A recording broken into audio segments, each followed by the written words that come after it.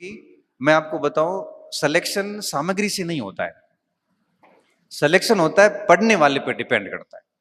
जैसे मैं एक उदाहरण दूं, एक किताब मैं आपको दूं, फिर वही किताब मैं लूं, दोनों ऐसी किताब जो हम दोनों ने नहीं पढ़ी है। अब दोनों को फिक्स टाइम दे दिया कि 7 दिन आपके पास में, 7 दिन मैं पढ़ता हूं। उसके बाद टेस्ट लिया जाए तो क्या दोनों के नंबर बराबर आएंगे? नहीं आएंगे।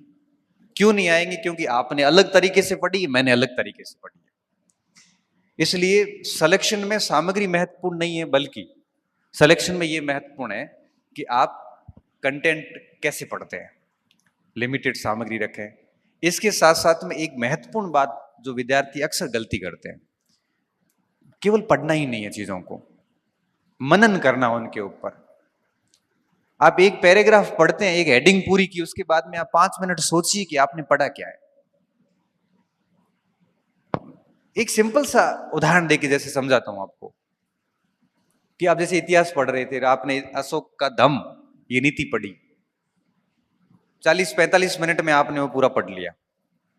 बस आप एक प्रैक्टिस करना शुरू कर दो आज से ही, क्योंकि आप इतना आए हैं तो आपकी जीवन शैली में कुछ परिवर्तन होना चाहिए। मैं ऐसा चाहता हूं, नहीं तो मेरा आना और बोलना, आपका टाइम खराब करना बिल्कुल कोई सार्थक नहीं।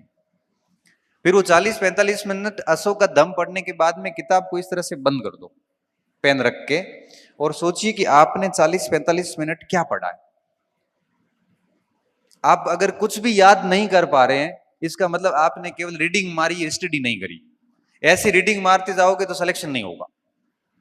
आप दिमाग को सक्रिय रखिए, हर लाइन को पढ़ते वक्त देखिए कि इसमें क्या सवाल बन सकता है, और अगर सवाल क्या बन सकता है इतना एक्टिव रखोगे ना, तब आप वापस जब सोचोगे 40 मिनट बाद, तो आप उसको ब्रीफ कर पाओगे कि हाँ, अशोक के दम में ये बातें थी। तो दिमाग को आप जो लिमिटेड कंटेंट आपके पास है उसको लेके आप अपने मस्तिष्क को बहुत सक्रिय रख के पढ़े, निष्क्रिय ना रखें। निष्क्रिय का मतलब है लाइन टू लाइन पढ़ते जाना।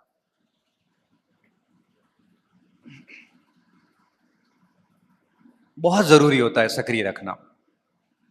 और मैं आपको बताना चाहूंगा कि अगर एक स्टूडेंट माइंड को बहुत एक्टिव रख के पढ़ता है तो 40-45 मिनट में ही वो थक जाएगा।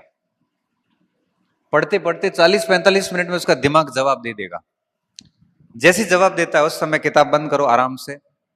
टहलने की जगह है तो टहलते टहलते सोचो कि मैंने अभी क्या पढ़ा है।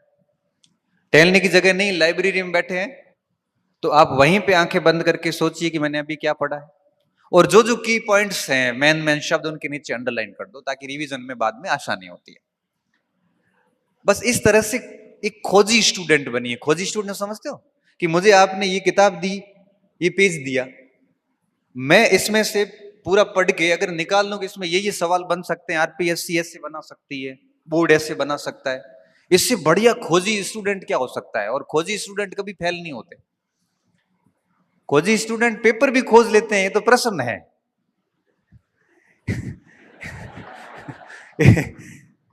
इसलिए हमारे को बहुत खोजी स्टूडेंट रहना है और कंटेंट से प्रश्न निकालने हैं, और बहुत एक्टिव माइंड्स के साथ। कई बार क्या होता है, बच्चा पूरा पढ़ के मेरे पास आता है, कई बार बोलता है सर याद नहीं हो रहा है। फिर पूछता हूं कि पढ़ा ही नहीं ठीक से, याद कैसे होगा? रिवीजन किया नहीं।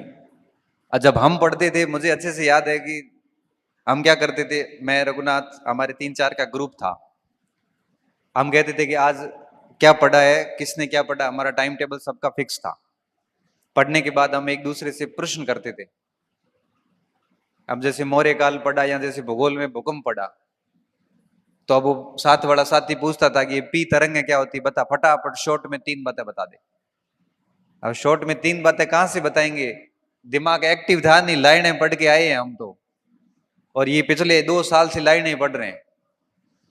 लाइनें आप अगर 2 साल भी पढ़ोगे ना, तब भी याद नहीं होगा। परीक्षा में पढ़ा हुआ सवाल आएगा लेकिन उत्तर आपसे नहीं निकलेगा। ऐसा आपके साथ होता है कि साहब पढ़े हुए सब थे लेकिन हुए नहीं, पढ़े हुए थे लेकिन हुए नहीं। इसके पीछे क्या कारण है?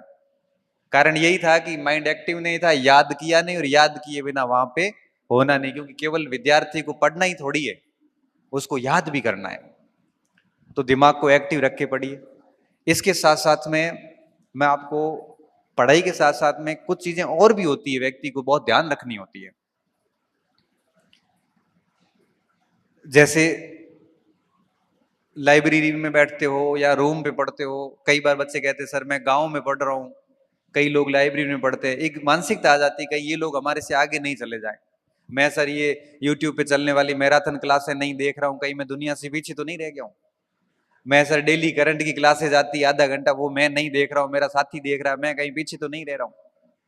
मैं सर यूट्यूब उस पे टेलीग्राम पे कई सारे प्रश्न आते हैं, उन प्रश्नों के उत्तर नहीं देता हूँ, मेरे सारे साथी देते हैं, कहीं मैं पीछे तो नहीं रह रहा हूँ दुनिया से। मैं कहता हूं भाई तू आगे है दुनिया से, अगर इस कचरे से बाहर है तो दुनिया से आगे है। अभी टेलीग्राम पे कोई भी आके कुछ भी फालतू का प्रश्न करके पूछ के सो जाता और आप 4 घंटे परेशान। और जनरली मनुष्य की प्रवृत्ति क्या होती है, प्रश्न वो वही पूछता है जो उसको आ नहीं रहा है और उसको कहीं मिल नहीं रहा है, वो पूछ लो। बहुत टेढ़ा सा प्रश्न, बाल की खाल निकाल के वहां डाल देगा, जिसका परीक्षाओं से कोई लेना देना है नहीं। और हम उस प्रश्न को लेके परेशान है। परेशान इस बात को लेके है कि आपकी सामग्री से सवाल नहीं आया, परेशान इस बात को लेके है कि इतना पढ़ने के बाद में भी आपको उसका उत्तर नहीं आया, जबकि उसका कोई मतलब नहीं होता। ऐसे चीजों से दूर रहें। यूट्यूब की दुनिया में जितने भी बड़े बड़े मैराथन चलते हैं, डेली करंट की क्लासेस वगैरह, मैं तो क्या इन चीजों के बड़ा खिलाफ हूं। मैं तो ये कहता हूं कि ठीक है 7 दिन में एक आधा देख लो, या फिर कोई एक आधी 2 महीने की किताब लाके पढ़ लो, मेन तो सब्जेक्ट पे काम करो। ये मैराथन से कुछ नहीं होता, किताबें पढ़नी पड़ती हैं बढ़िया तरीके से। कोचिंग कर रहे हो तो कम से कम कोचिंग के बढ़िया नोट्स वोट्स से वही रटो कम से कम। लेकिन इस यूट्यूब की, सोशल मीडिया की जो आभासी दुनिया है, ये आपका सिलेक्शन नहीं करवा सकती। ये मैं आपको लिख के दे सकता हूं। ठीक है, कोई पॉइंट समझ में नहीं आया तो आप उसकी ओर जा सकते हैं। तो इस बात का भी ध्यान रखें। तो मैं क्या बोल रहा हूं, मैं कह रहा हूं कि आपके पास लिमिटेड टाइम है, अच्छा ग्रुप अच्छे रखें, अपना सरल सरल जीवन रखें, फालतू समस्याएं नहीं पाड़ें आप, और साथ में लिमिटेड कंटेंट रखें, माइंड को एक्टिव रख के पढ़ें, और साथ में इस बात का ध्यान रखें कि इस आभासी दुनिया से दूर रहें।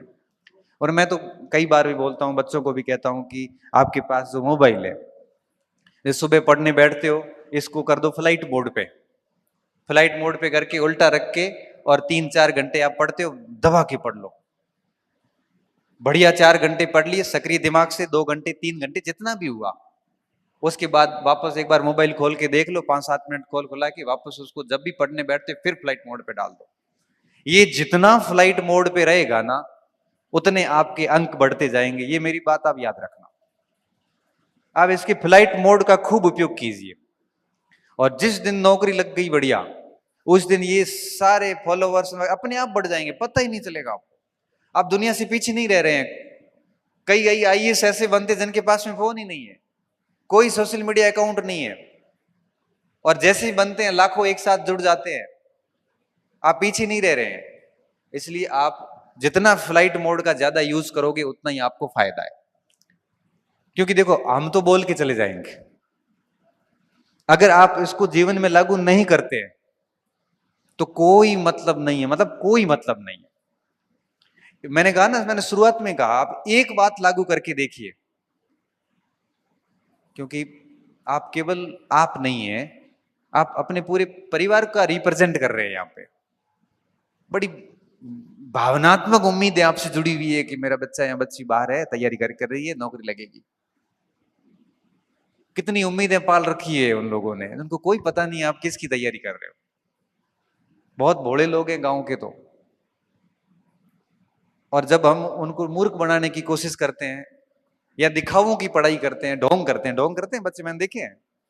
2 घंटे पढ़ते हैं, दुनिया देख रही इसलिए पढ़ते हैं, पढ़ते पढ़ते तिरछा देखता है कि ये मेरे को देख रहा है इसलिए मैं पढ़ रहा हूं। ये कैसी पढ़ाई है? मतलब इन सब की मैं नजरों में बना रहा हूं इसलिए मैं पढ़ रहा हूं, या मेरे जीवन निर्माण के लिए पढ़ूं? अगर आप इस तरह से पढ़ रहे हो कि ये लोग मुझे देख रहे हैं मैं पढ़ूं, तो भैया रिजल्ट इतने घातक आएंगे इसके कि जो लोग देख रहे थे वही लोग सबसे पहले मजाक बनाएंगे, और फिर आप सह नहीं इससे बेहतर यह कि हर दिन अपने ऊपर काम कीजिए, अपनी कमियों को एक्सेप्ट कीजिए कि मेरे ये पोर्शन कमजोर है। अपनी खूबियों को एक्सेप्ट कीजिए, किताब को पूरा पढ़िए, सिलेबस पूरे तैयार कीजिए, एक एक लाइन चेक कीजिए क्या कहना चाहती है। तब जाके इतनी बढ़िया समझ विकसित होती है कि 2 साल तो बड़ी लंबी अवधि है, 1 डेढ़ साल के अंदर ही नौकरी लग जाती है।